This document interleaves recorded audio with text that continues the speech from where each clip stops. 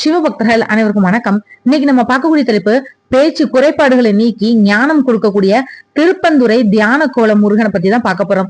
கும்பகோணத்தை சுற்றி இருக்கக்கூடிய பாடல் பெற்ற தலங்கள்ல ரொம்ப தனித்துவமான ஒரு தலம் தான் இந்த திருப்பந்துறை, அதாவது திருப்பேனும் பெருந்துறை. இங்க இறைவன் சிவானந்தேஸ்வரரா இருந்தாலும் முருகப்பெருமானே இந்த தலத்தோட நாயகனா இருக்காரு. இந்த தலத்தோட சிறப்புகளை பற்றி பார்க்கலாம். பொதுவா முருகப்பெருமான அலங்கார பிரியராகவோ இல்லைன்னா கையில வேலி ஏந்தி போர் புரியக்கூடிய கோலத்திலேதான் பார்த்திருப்போம். ஆனா இங்க அவர் முற்றிலும் மாறுபட்டவரா இருக்கிறாரு. தலையில குடுமியோட பிரம்மச்சரிய கோலத்துல தவம் செய்யக்கூடிய நிலையில காட்சி கொடுக்காரு. பொறுமையா கேட்கக்கூடிய குணத்தையும் ஞானத்தையும் குறிக்கக்கூடிய வகையில இவரோட காதுகள் நீளமா அமைஞ்சிருக்கு. வலது கையில சின்முத்திரை தாங்கி கண்களை மூடி ஆழ்ந்த தியானத்துல வீழ்ச்சி இருக்காரு. தந்தைக்கு உபதேசம் செஞ்ச சிவ அபராதத்தை போக்குறதுக்காக இங்க வந்து சிவபெருமான நோக்கி தவம் இருந்ததுனால இவர் ரொம்ப அமைதியான கோலத்துல அருள் கொடுக்காரு. ஆன்மீக ரீதியாகவும் மருத்துவ ரீதியாகவும் தீராத பல பேச்சு பிரச்சனைகளுக்கு இந்த தலம் சிறந்த பரிகார தலமாவே கருதப்படுது.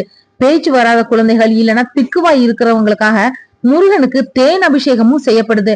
தொடர்ந்து 45 நாட்கள் முருகனை வேண்டி அபிஷேகம் செஞ்ச தேனை பிரசாதமா சாப்பிட்டு வந்தா விரைவுல பேச்சுல முன்னேற்றம் ஏற்படும் அப்படின்றது ஐதீகம். கோவிலோட வாசல்லையே குக விநாயகர் மற்றும் சாட்சி விநாயகர் அப்படின்னு 2 பேருமே ஒரே சன்னதியில வீழ்ச்சியிருக்காங்க. முருகன் இங்க தவம் செய்ய வந்தப்போ அவருக்கு பாதுகாப்பா விநாயகர் 2 உருவங்கள்ல வந்ததாகவும் சொல்லப்படுது. இந்த தலத்தோட ஈசன் சிவானந்தேஸ்வரர் மணலால் ஆன சுயம்பு மூர்த்தியா அருள் கொடுக்காரு. அன்னை மங்களாம்பிகை மங்களமான வாழ்வை அருளக்கூடிய தாயா இருக்கிறா. திருஞான சம்பந்தரால பாடல் பெற்ற காவிரி தென்கரை தலங்கள்ல இதுவும் ஒண்ணு.